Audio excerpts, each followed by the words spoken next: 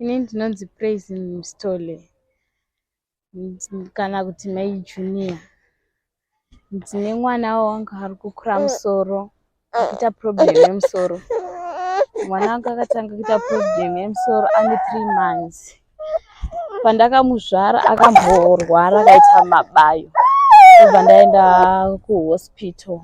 Ndobva ndagara mwedzi ndiri muhospital. Ndichidzokera kumba ndichigara 1 month. Ndobva ndatanga kuona mwana ari kuita problem yemusoro.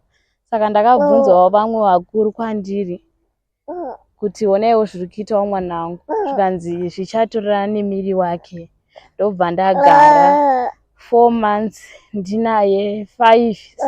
Pa5 months ndobva ndakaona zviri kuwedzera zvemusoro. Ndobva ndabvunza vamwe kuti onaiwo zviri kuita mwana wangu. Zvikanzi zvinoenderana nemiri wake nekusimba kwake. 6 months ndobva ndaona mwana uri kukura musoro. Ndobva ndaenda kukiriniki hospital.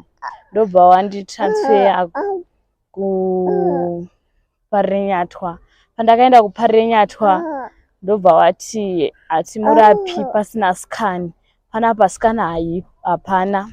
Ndobva ndafonerawo gogo wangu anogara kuno kuMbare. Ndobva wati uya kunotimbonzwa. Ndobva wati enda kuGomo hospital. Pandakaenda kuGomo hospital ndobva wati scan yakafa. Ndobva ndadzokera futi wiki rechi2. Ndobva wati scan yakafa. Ndobva wati enda kumaprivate kuti zvikurumidze mwana ari kuwedzera kukura musoro. Ndobva ndaenda kuprivate. Ndobva vati scan iri kuita 210 scan chete. Saka hama dzangu ndaikumbirawo rubatsiro kumwana. Handina kana mari. Ndokumbirawo rubatsiro kune mwana wangu kuti aitewo zvakaitawo vamwe vana, akurumidzirwa kurapwa nana chiremba.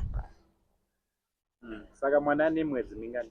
Mwana izvezvi ane 10 months. Alright. So hakuna here zvimwe zvakataurwa nana chiremba besides chimwe zvakare chiri kudiwa kuti chiitwe nana chiremba?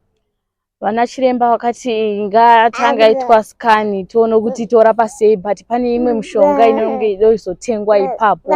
Saka mishonga iyoyo handizive kuti inenge ichiita mari. Vakangoti pane mishonga inenge ichida kutengwa ipapo kuti tiona kumuoperata musoro.